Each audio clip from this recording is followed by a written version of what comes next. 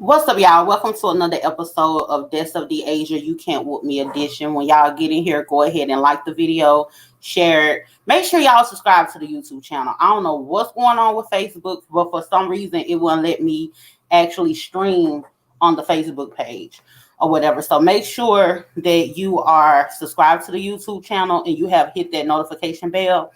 That way, when I go live and have these impromptu videos, you're able to get them and you don't miss these live feeds. Tonight episode of Deaths of the Asia You Can't Whoop Me is going to be kind of heavy. So if you're one of those people that get triggered by certain things, just go ahead and click off because this is going to be kind of gloomy.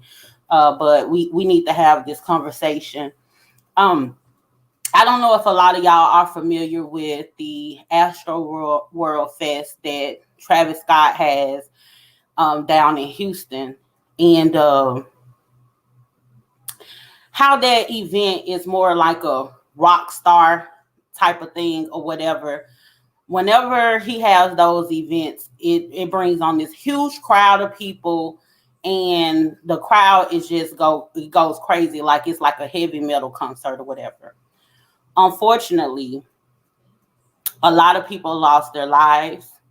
A lot of people were injured, and it was a very, very tragic situation.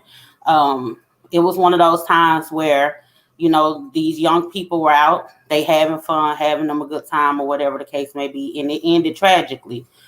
If y'all do not know, during the Astroworld Fest, 8 people ended up dying. It was about 300 people, they say. It was about 300 people that actually were injured. One of the people who were injured was a 10-year-old. And I'm curious to know why it was a 10-year-old out there. I know it's a family-friendly event or whatever, but I wouldn't have my kids out there in that type of event. It all started out real bad early the day before the event. What ended up happening before the show, a lot of people, they just stormed the place. They was jumping over the barricades, running over security and all of that, and they just stormed the place earlier that day. Like during the event, of course, when you have these rock star heavy metal type of events that Travis Scott has, what ends up happening, you have a lot of people in a crowd, they getting crunk, they buck jumping, having mosh pits and all this old type of stuff, and you could easily get trampled on. I learned this back when I was growing up in Memphis. We had this thing that was called buck jumping, and later on ATL picked that up where they called it getting crunk. But when you look at rock stars and heavy metal and the way that the raves and all this old kind of stuff or whatever, they take it to a whole nother level where it's like it's something called moshing. And you have these, like, it's called like mosh pits or whatever. And I know a lot of people are familiar with this or whatever. But what happens is you're like in a sea of people and you really don't have control of your body. So the worst position that you want to be in is at the front of it. When you're in a concert like that, a musical event like that, or whatever the case may be, you want to stay in the back. I know a lot of people be trying to rush to the stage and everything because they want to get a glimpse of the actual artist that's on the stage and don't want to have to look at them on the screen or whatever. And they just having fun or whatever, but it gets wild. It gets crazy. And when you're in that type of situation, you're getting pulled in all type of different directions. It's hot. You're compressed. And if you just so happens to fall down, you're going to get trampled on. It's like a stampede, And I remember growing up when we used to even just go to the fair. And it used to be a thing where if somebody said, run, you need to just go ahead and start running.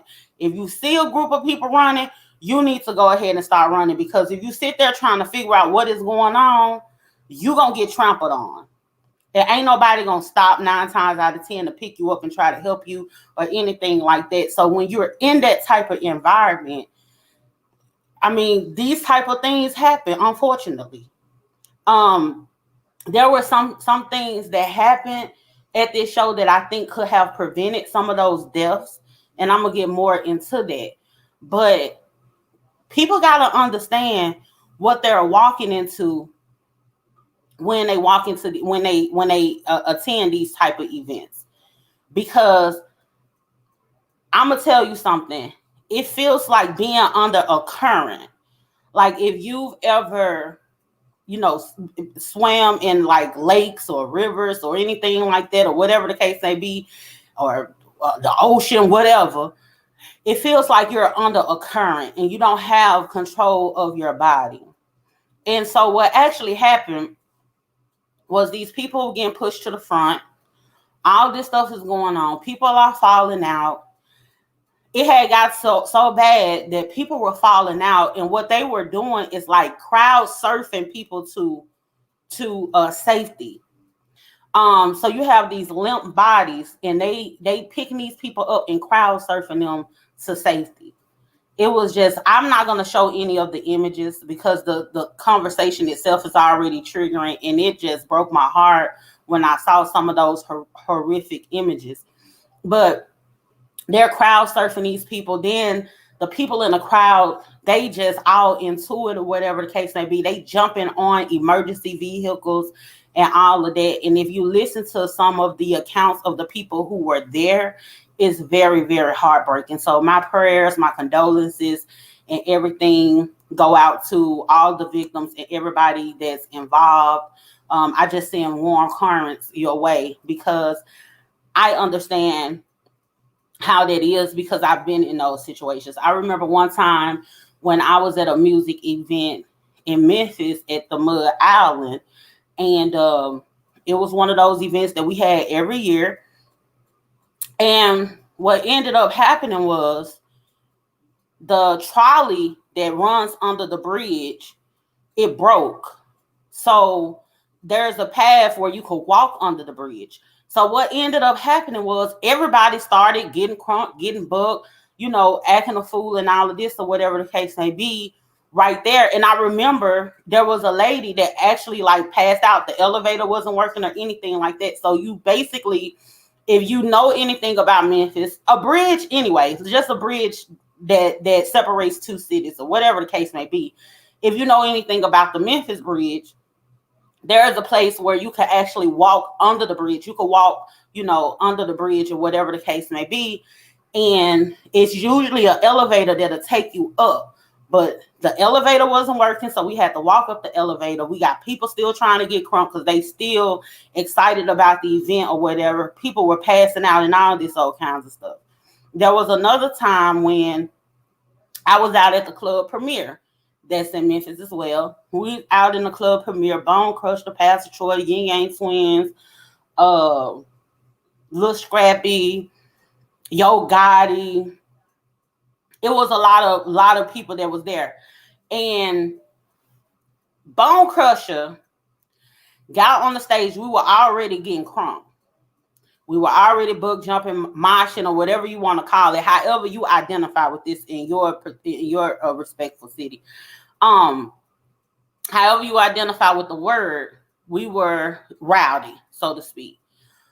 So Bone Crusher says in the midst of his performance, ATL is crunker than Memphis. When he said that, the crowd went crazy. Everybody just bug jumping and all this old kinds of stuff. And like they started throwing bottles. It just went, the club went up. And it had got to the point where security was getting injured. Security couldn't stop anybody. You like get moved from here to there. You really just can't. Me and my cousin, we were together, so we locking arms with each other to make sure neither one of us fall. And everybody kind of started running because some shots had started getting fired or whatever. We didn't know what was going on in the inside or the outside. The DJ did cut the music, and that's another point that I want to make. the DJ did cut the music, so everybody is trying to get out the club. It was one way in, one way out. So I remember as me and my cousin was running, we hit a rail, and I didn't even realize that rail was there. We hit this rail, and just so happens this guy, bottles flying and everything, we getting pushed, and this guy threw his jacket over us and was like, jump, jump. So we jumping over the rail. When we get outside the club, it's bodies everywhere. We can't tend to them. We can't worry about them or whatever, because people got to understand the first law of nature is self-preservation. So we seeing all this happening. The only thing I'm thinking about is, where is my car? You get what I'm saying? People all bloody and all this. So I'm like, where is my car? So we got to safety. We got to the car. And, the next day we heard about everything that happened and everything. So here's the thing with the Astroworld thing. And the reason why I tried to make a point of the DJ stopping the music.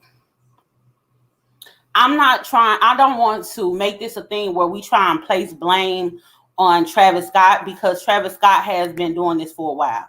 Travis Scott, he's on stage, lights and everything around him. He can't necessarily see what is going on, but it was a clip that I seen where some lady, and then it was a guy that kind of, tried to cue somebody and tell them to stop the music, stop the show. That's what they said, stop the show. And the show just kept on going. In the meantime, people are falling to their death out here, right? So the show is still going, or whatever the case may be. And I'm not going to place that blame on that man, because at that time you could be a little bit incoherent, because you in the zone as an artist or whatever the case may be. Because the people in the crowd have a responsibility as well. And it makes you feel like, this music, like they listen to the music like as if they're in some type of trance or whatever the case may be, to where they don't even have any, regard for anybody around them. They're not thinking about anybody but themselves. So as all this stuff is going on, people are falling out. The people in the crowd is still doing what they do. That is causing like more deaths and more injuries, and you just can't stop it. And there has been this rumor that's going on, this conspiracy, that I don't really like this, and it may be true. I'm gonna tell you something. It may be true, because I know people, ravers, people who go to raves and all this all kinds of stuff. A lot of times it is induced with like a whole bunch of different psychedelic drugs and things like that. They actually put out that there was a guy running around with some type of needle injecting people.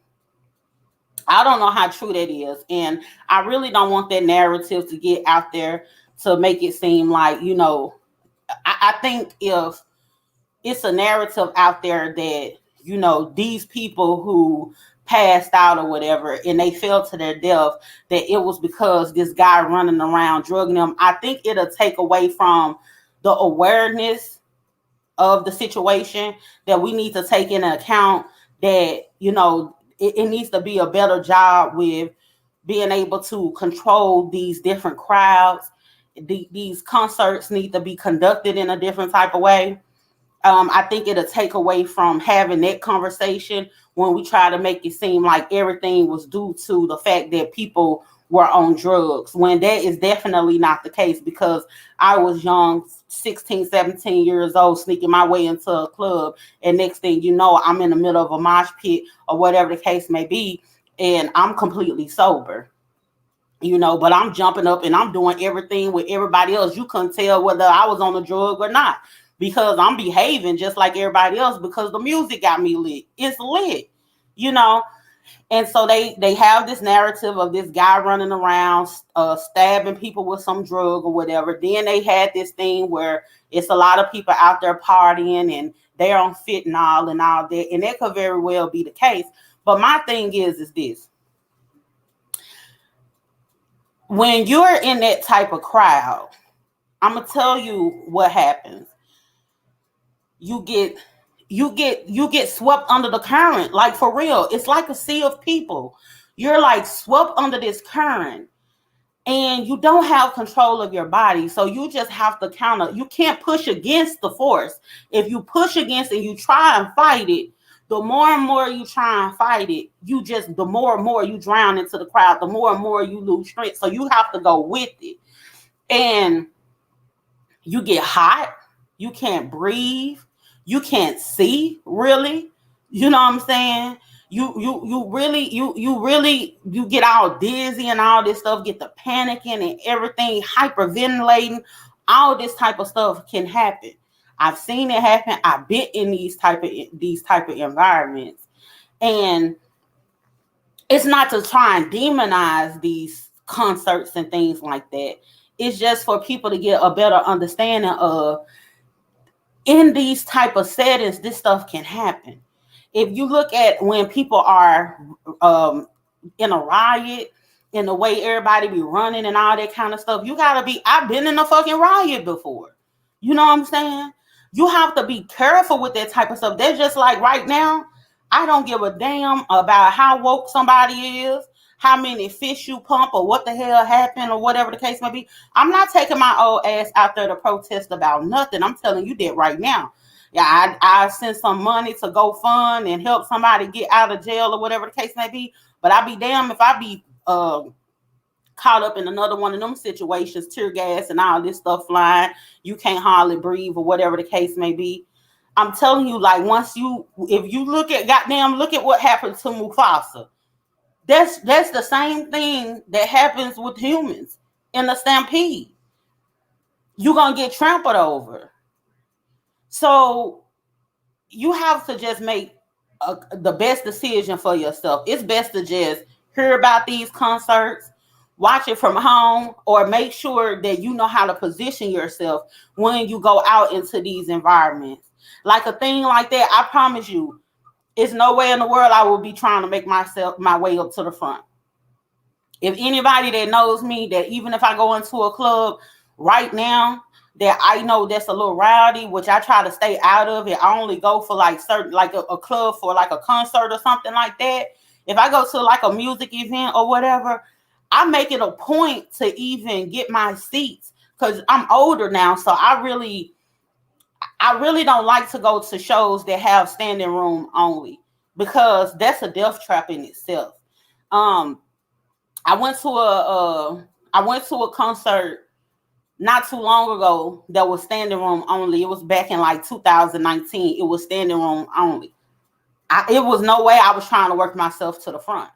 I was okay with going because of the people who I went with or whatever, but I stayed in the back. We all pretty much stayed in the back or whatever, because we grown and older.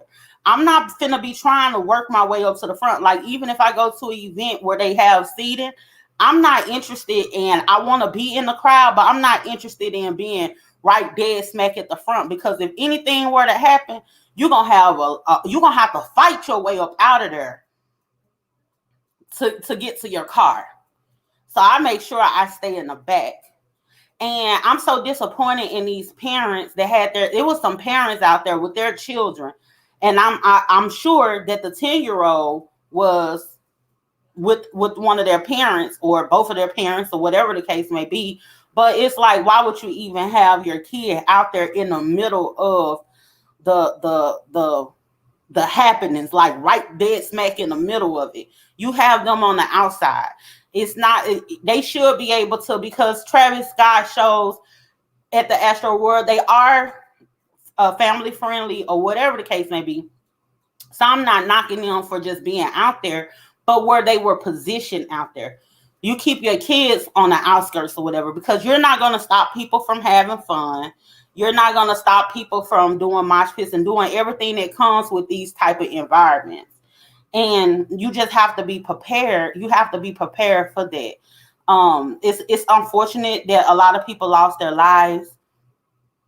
It's unfortunate that people are looking for, someone to blame. In this case, it's just a case of, when having fun turns deadly. That's just what it is.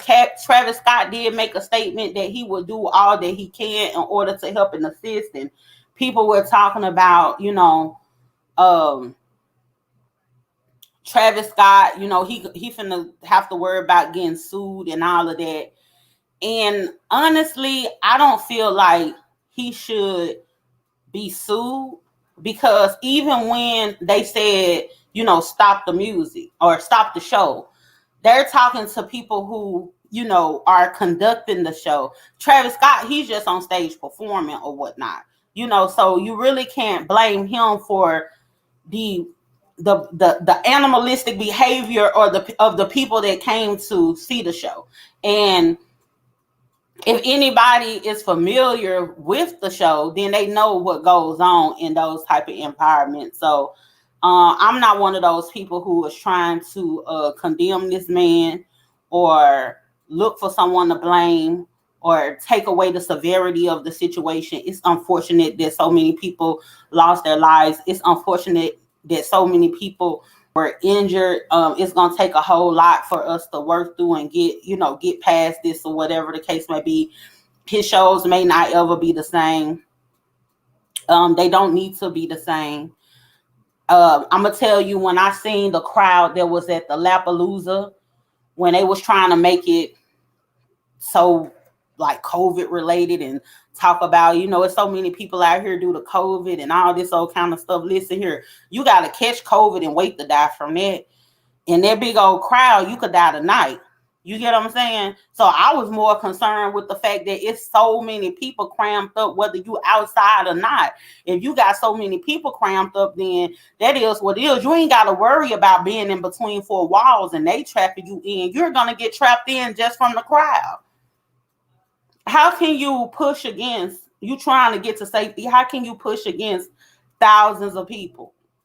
And the thing is, the good thing about this situation is the fact that it does have that kind of rock star heavy metal feel, to where people know that, okay, we could crowd surf somebody to safety. Because in certain type of situations, like if you and your homegirl, you and your homeboy, y'all just out partying at y'all little typical club that y'all go through, y'all might jump around and everything, but y'all ain't picking nobody up off the ground and crowd surfing them or whatever. So, and that's the thing too, you like riding a wave. And the same way that you ride that wave and your body is limp and somebody got to take you to safety or whatever, that's the same wave that you got to ride when you on the floor and you getting pushed every which way and you got to fight against that current. You have to figure out how to ride that wave, and unfortunately sometimes it takes you under.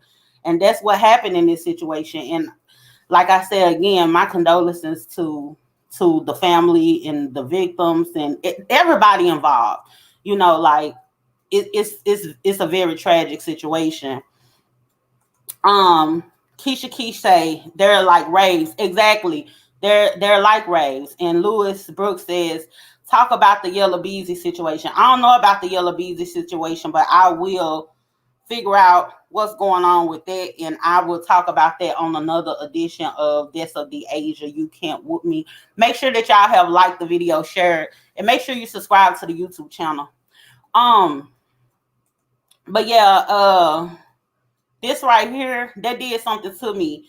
I was actually supposed to come on here at 9:00, and I was just like, I had to gather myself, because I don't really like talking about very heavy subjects like this, and you have to be careful, and your sensitivities have to be engaged, and you have to make sure that you are respecting all parties that's involved.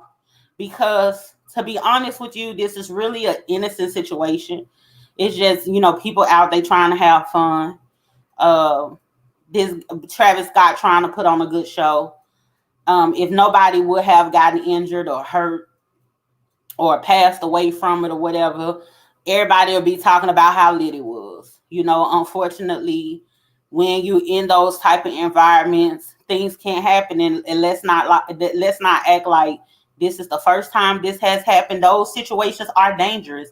Being in those huge crowds like that, especially with that music that puts you in a trance, and maybe there are drugs and alcohol involved and everything. It can be very dangerous. It definitely can be dangerous. But it's just an unfortunate situation. Anyway, moving past that, I know you all have heard about Henry Ruggs. New charges have came out on him. Henry Ruggs is a former. It's so crazy the way that they dropped him so fast. But Henry Ruggs is a former wide receiver for the Los Angeles Raiders. And he was, I forget what day it was on, but a couple of days ago, he was involved in a fatal accident. He was driving in his Corvette. He was going 156 miles per hour. He was under the influence of alcohol, and he crashed into a RAV4, which unfortunately resulted in the death of the driver, and they say as well as her dog. I saw some clips, and I was so taken aback when I seen some of the clips that people were sharing. We're so desensitized now, that everybody wants to have a moment. And that's the reason why I said I'm not sharing any images on here, because you never know if your video, I know everybody want their videos to go viral. I want my shit to go viral.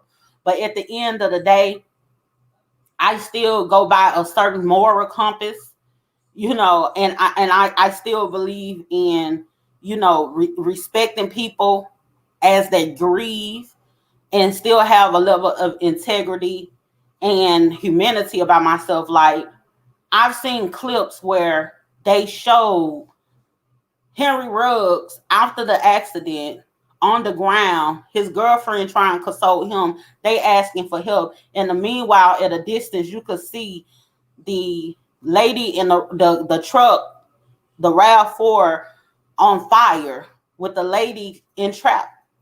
And everybody was like, get some help and all this old kind of stuff, but nobody was running over there, or whatever the case may be. And then the first responders and everything pulled up, but you could hear Henry Ruggs saying fuck, and his girl trying to console him.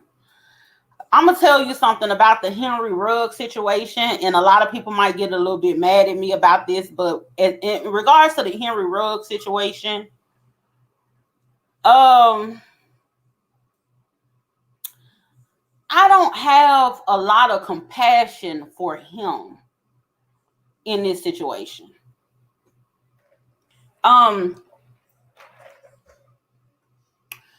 Montoya said, no more decency, just my 3 cents. That's correct.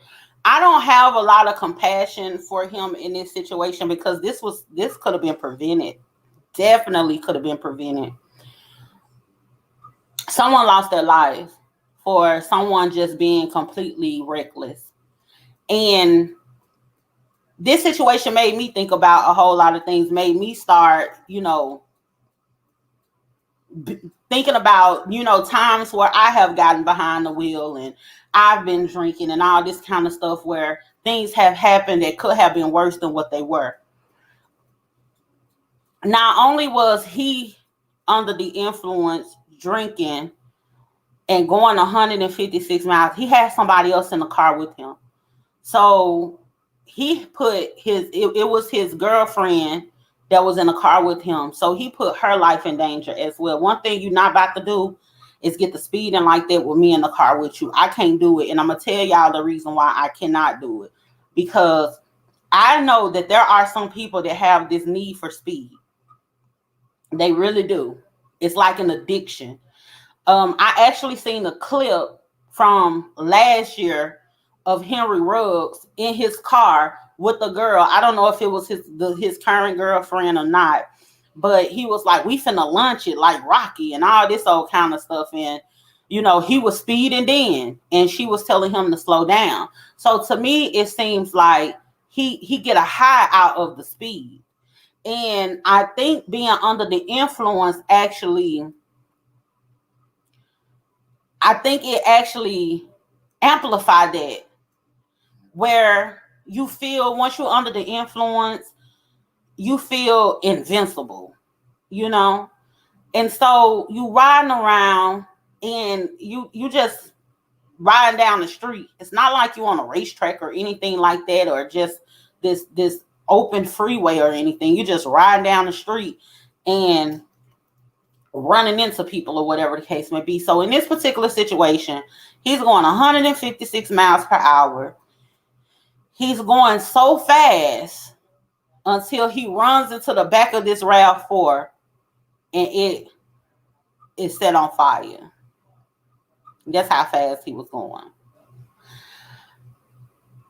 A lot of times, the drunk driving in the situation end up being okay. And the reason why the drunk driver in the situation end up being okay, because you be so drunk and so unaware and so out of it to where your body don't tense up or anything. So you have to imagine this lady that get hit. And I think by the time the impact happened, he was actually going like 126, still too fast. He was going 126, 27 or something like that.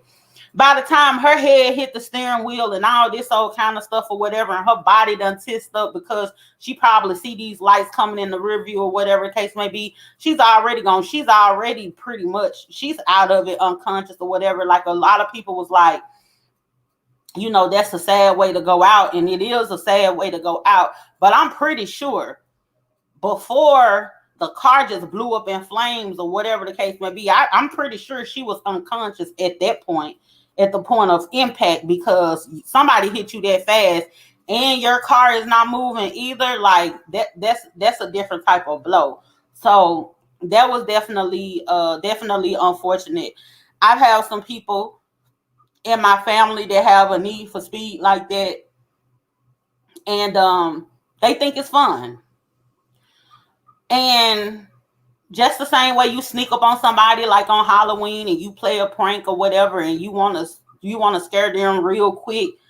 That's the same thing. People who got this need for speed, they feel like they in the ultimate control or whatever. That's the same thing people with the need for speed, they do. They like, I'm gonna scare you or whatever. Like, calm down, relax. I got this. And in most cases, they do have it. But I done had family members that done went and did that, and they on gravel roads and they done ran off the road. I done had a family member that done did that, and I put everything. I swear to God, I swear for goose liver and cheese. I've had family members that had a need for speed and went flying down the goddamn street, drunk, lost control, and then ran into a zoo. On everything. I got a family member that ran into a damn zoo and fucked around and ran into the lions then. And when the EMTs, the paramedic first responders, they pull up to the zoo, this nigga surrounded by lions and shit. I swear to God. And he was in them soft top Mustangs. So I was just like, oh my God, you know what I'm saying? Because that lion anything could have happened if you in a soft top, anything could have happened. And I don't even know how he ended up getting out this situation, but he did end up getting out that situation or whatever. And I've also had family members, they've been speed racing, driving so fast or whatever, down gravel roads and spiral out of control and all this old kind of stuff. So I understand it, because I got people who got the need for speed in my family. And I honestly, because of that, even though I be scared when I'm in a car with somebody else and they speeding, I like fast cars.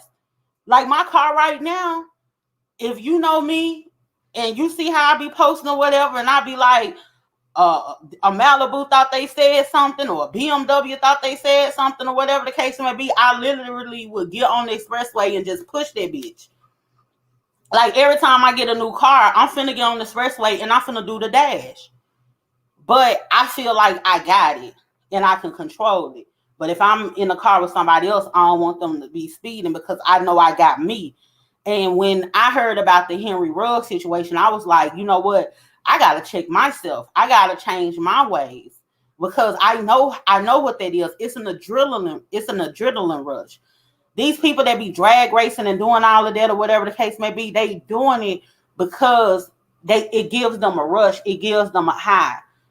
But unfortunately, this man was under the influence And they said that his alcohol level was like double the amount that it is legally supposed to be, or whatever the case may be. You shouldn't do it whether you sober or not. You shouldn't do it at all. But the chances of you having an accident is going to heighten if you're under the influence. You shouldn't even be driving under the regular speed limit if you're over a certain level of alcohol or whatever. So you gotta be very careful with that. And so he was charged with a DUI that resulted in a death. So that was a felony charge. And then let me tell y'all, they added some more charges. So he's looking at anything upwards to 40 years. A lot of people were saying that he might beat that because they's talking about, well, you see, Caitlyn Jenner beat her charge, before Bruce Jenner turned into Caitlyn Jenner, which I feel like Caitlyn Jenner Bruce Jenner turning into Caitlyn Jenner was a scheme that Todd set up to come to us with the bullshit, because right when she ran into somebody and killed somebody, she had that vehicular homicide. Right after then, now all of a sudden she done turned trans, and it just diverted people attention and all this old kind of stuff. Now she a rich white woman walking around in kitten heels or whatever the case may be. But she got off on that. Remember when Brandy actually hit somebody and killed somebody? She got off on that. And I think Nicole Richie did the same thing. I don't want to be just name dropping or whatever the case may be, but this is not an uncommon thing where these, and my thing is why are these, I ain't gonna even say that. I was gonna say, why are these rich people who can afford a driver out here acting reckless? But at the end of the day, they still human. These people buying these nice cars or whatever the case may be, they want to drive them. But it seems like you would have some sense about yourself to know, like, if I'm under the influence, it's one thing for me to have been just speeding and I'm not under the influence or whatever the case may be, and I'm just breaking the law sober or whatever. But if you're under the influence and everything, regardless if you have a need for speed or whatever, you should just be thinking about, and all of us we should be thinking about our lives and our careers and things like that. It just amazes me that they don't even think to get a driver. But a lot of people were saying that they think that Ruggs is going to beat it. I don't know, because there were new charges that were dropped. And I'm going to read to y'all what I had got. They had said that Henry Ruggs III faces up to 40 years in prison after prosecutors added new charges. Henry Ruggs, formerly of the LA Raiders, is facing even more legal charges after a deadly crash that left a 23-year-old woman and her dog dead. Yeah, so it was her and her dog. Clark County prosecutors now intend to charge Ruggs with an additional counts of DUI and reckless driving, both resulting in substantial bodily harm, as well as possession of a firearm while under the influence, a misdemeanor. They said that the firearm was actually loaded, but y'all check this out and y'all tell me something, because this too sound like a scheme that Ty set up to come to us with the bullshit. Because when I was reading this, I was just like, what? He could get charged for this too?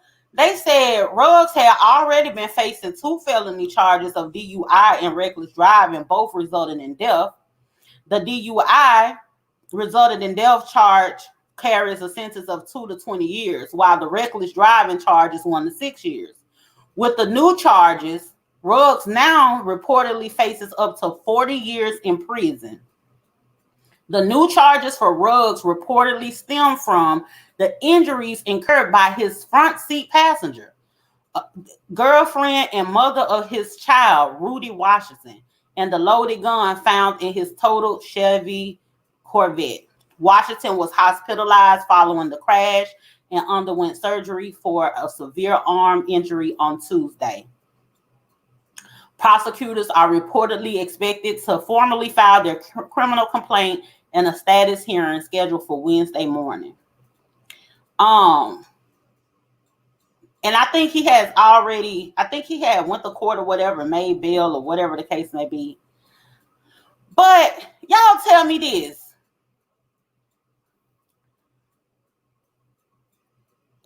So they could charge him with injuries to the girlfriend. She don't have to press charges for that. I'm not abreast on like the law like that but I really want to know, like, if she didn't have to press charges or file a claim against his insurance or anything, like they could just so they just gone, whoever got injured. And when they had said 2 counts of 2 felony charges for death, they say DUI resulting in death, and then he got 2 felony charges for that. So I'm like, did he get charged for the lady in the RAV4 as well as her dog? Like, is he, getting extra years for the dog too?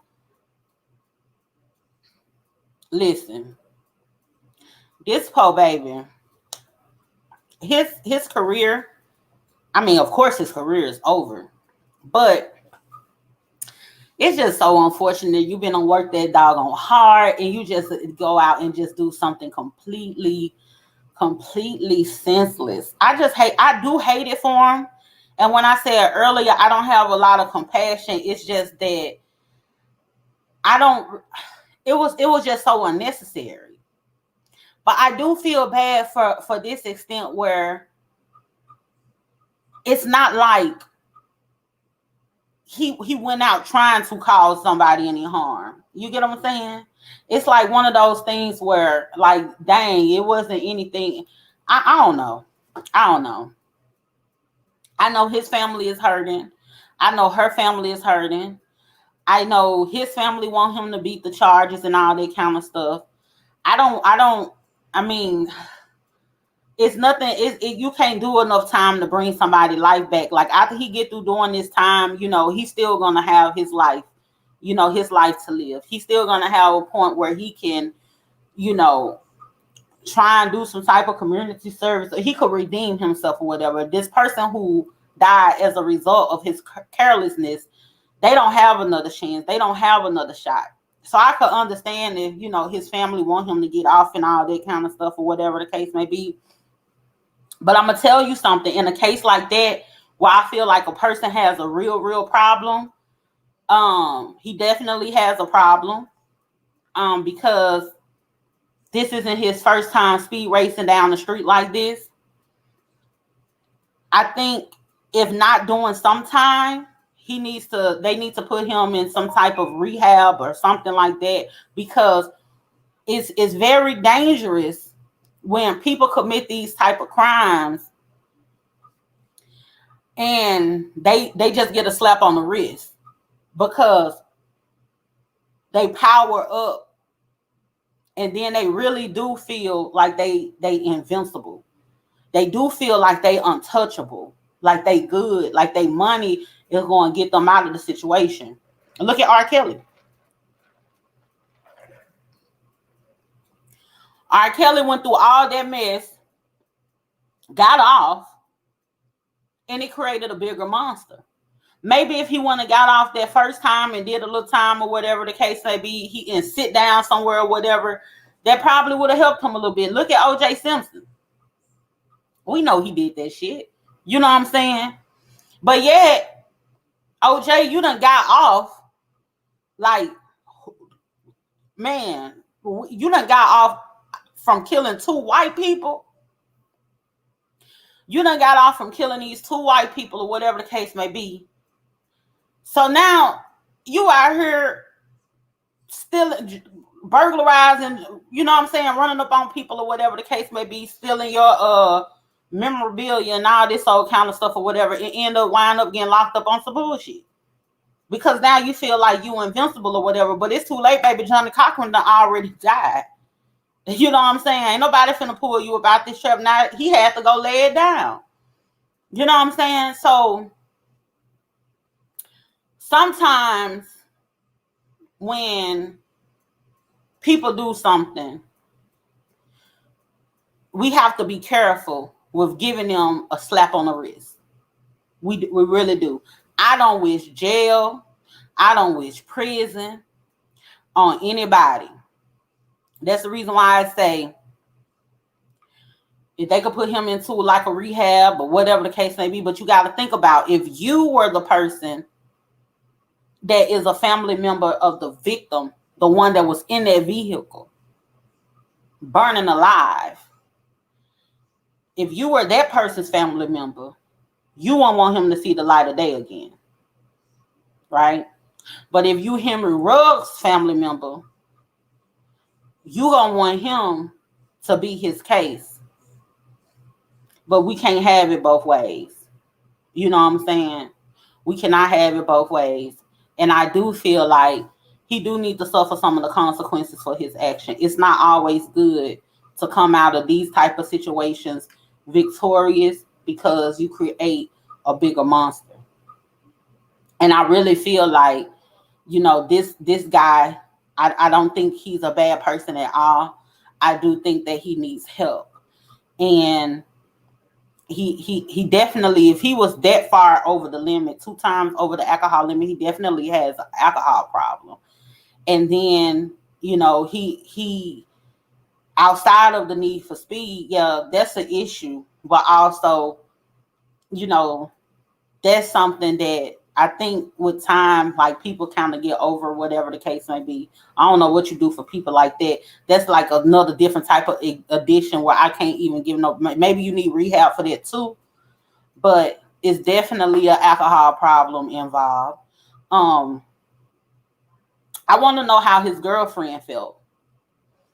The mother of his child. I want to know who he was around, where they were at. What was going on? What level was she on? Was she, you know, under the influence or whatever the case may be? Because, matter of fact, I would have been scared as hell in the car. You going 156 miles per hour with me in the car, you almost doing 200 on the dash. You can't even see the road anymore. I remember one time I was with I was in a car with a family member. I ain't gonna say who it was. But he had it was a T-top. It either was a Thunderbird. I think it was a Thunderbird. And where we was at was, if you go on the regular speed limit with just a normal flow of traffic, where we were at was about an hour away from where we needed to go. I had to be at work, and probably it had to be the next 30, 40 minutes or something like that. I had to be at work. So I had already said, you know what, I'm going to be late for work. I'm going to have to call in or whatever the case may be. We got in that car. He took me so fast to where we made it to where we needed to go in enough time for me to have enough time for me to stop at the beauty supply store and give me some hair so I could put me a ponytail, because I wanted to put me a ponytail in my head or whatever later on that day or whatever. So I was like, shit, we done already made it up here. We might as well go ahead and stop at the beauty. I had enough. Listen to me. Where we was going is an hour away. Normal traffic. We made it there in about 20 minutes. And I had enough time. I just was like, let me go ahead and go to the beauty supply store. We were going so damn fast. I couldn't see the road. I kept asking him, can you see? And because of the position that I was in and who that person was, I really couldn't check them or anything like that. But I was like, I can't see. So I just kind of like braced myself. It just felt like I was on like a roller coaster. And I'm not going to even tell no lie. I was so happy when that car stopped and we was just in a place where we could kind of cruise or whatever the case. I was scared as all hell. But we sliced the hour drive into 20 minutes. So that lets you know how fast we were going. And I can't imagine how that girl felt in a car with him going that doggone fast. But of course, you know, he's Henry Ruggs. And it was another thing that kind of bothered me too, that at the scene when the EMTs arrived, they tried to make it a point of telling them, that's Henry Ruggs from the Raiders. That's Henry Ruggs. We don't give a fuck that this is Henry Ruggs and somebody is over here burning to their death in his car. But they come on, that's Henry Ruggs. Like, what's that supposed to do? But maybe that's the way the girl felt, like, this is Henry Ruggs. This is my money maker, whatever. It is what it is, y'all. It's very unfortunate. I hate to have to report on it, but I have to. In other football news, I'm going to cover this real quick. I'm going to come back and talk about this probably more in depth as more information come out, just to lighten it up a little bit. I don't want to end it with this gloomy stuff or whatever. My boy Aaron Rodgers. So, if y'all know me, y'all know I'm a huge Packer fan, right? And Aaron Rodgers, he tested positive for COVID, and it come to find out he never got the vaccine. And people giving him hell because he never was vaccinated and talk about he wasn't following protocol or whatever the case may be. I'm getting so sick and tired of people trying to demonize people about this vaccine, because my thing is, if you're vaccinated, why are you concerned with him not being vaccinated? Because the vaccine don't stop you from actually catching COVID. The only difference is according to what the people say, is that if you do catch the COVID and you have the vaccine, you're supposed to experience less call to go to the hospital and all that kind of stuff, and possibly lead to death. But it doesn't stop the spread of COVID-19. So I don't even know why people giving Aaron Rodgers such a hard time or whatever the case may be. Maybe he did use semantics in his press conference or whatever. But ain't it some type of HIPAA laws or something that should take place where people are disclosing whether or not somebody got a shot or not? It's like people have just did away with all of the HIPAA laws. Like, why are you telling my medical information to the public?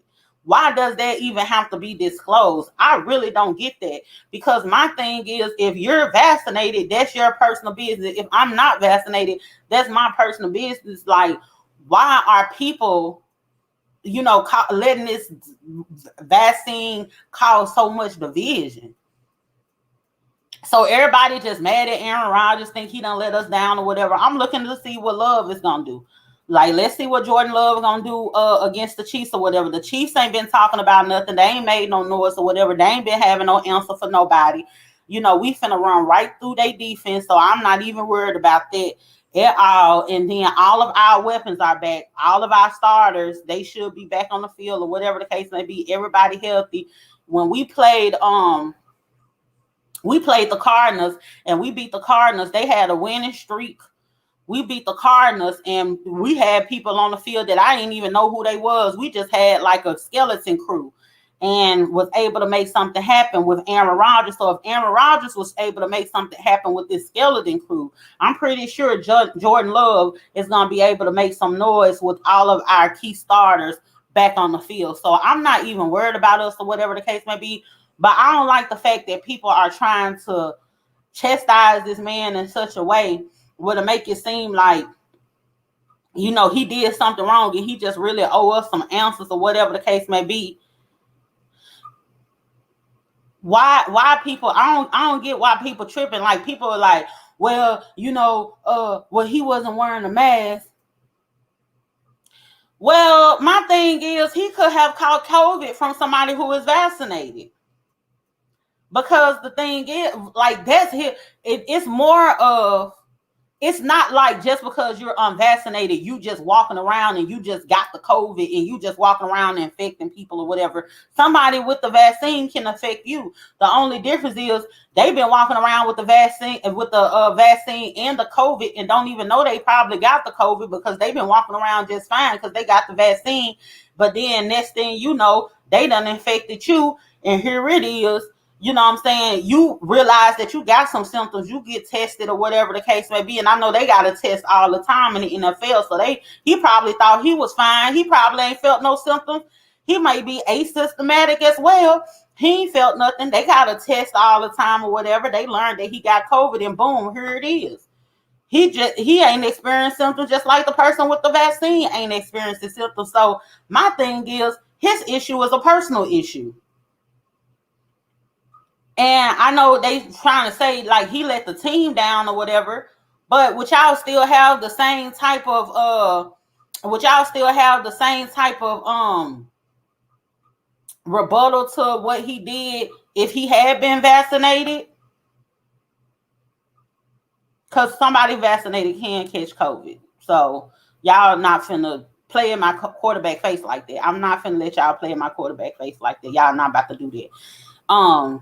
That man they tried to compare his situation to Kyrie Irving and all this whole kind of stuff. Listen, it's not mandated in Green Bay.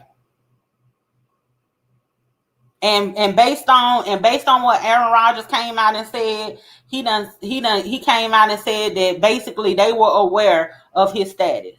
So now they trying to play in his face or whatever. They don't want to have his back or whatever because they don't want to get chastised from our front office. Ain't worth a damn anyway. You know what I'm saying? But they knew of his status. He said basically they knew of his status the whole time. He wants the media to stop lying on him and all that. And when they ask the question the same way, y'all finna quit playing with me because the same way that we deflect, them people get on them press conferences and they deflect from everything else. Now he deflected from this. Y'all, oh, he's such a huge liar or whatever. They use semantics and all that kind of stuff all the time. The man said he was immunized, and from the sound of what he said he was doing, it sound like some Dr. Sabi shit. So he good. He gonna be all right. They say he gotta be out for like 10 days or whatever the case may be. It's okay. We might 1 or 2 weeks without him. He messed up my fantasy though. I do want to kick his ass for that, but I ain't mad because he sent me some Bitcoin. So I was just like, okay, you know what? You done redeemed yourself. Right after he done sent me, he sent us some Bitcoin. And then right after he sent Bitcoin, then that's what it was. You have to be a Packers fan to know about that. But he has a deal with Cash App. And he had put on his Instagram, if you drop your Cash App handler, he will send you some Bitcoin. So he just sent us $10 in Bitcoin or whatever. But it was like good to see my quarterback pop up on my Cash App, chime me, Cash App me. Y'all know I like me a good old Cash App, and it made me smile with joy when I got one from my quarterback. Go Pack, go. Yes, indeed. Y'all not finna play with him. He is not one of them. You hear me? Anyway, I'm finna go ahead and get out of here. I'm gonna come back to that conversation because I could go all day about me some Aaron Rodgers, because what y'all not gonna do is play in his face. Do you hear me? But anyway, thank y'all so much for joining me tonight. I really appreciate it on a Saturday night. You hear me? Make sure y'all like the video, subscribe to the YouTube channel, and share it, because I don't know what Facebook got going on, but I damn sure appreciate y'all for coming in tonight. I fuck with y'all like y'all fuck with me. Y'all have a good night. Thank y'all for tuning in. I am about to tune out. It's been another episode of Death of the Asia, the You Can't With Me edition. Y'all have a good night. I hope you black men were paying attention. I hope you black men were paying attention.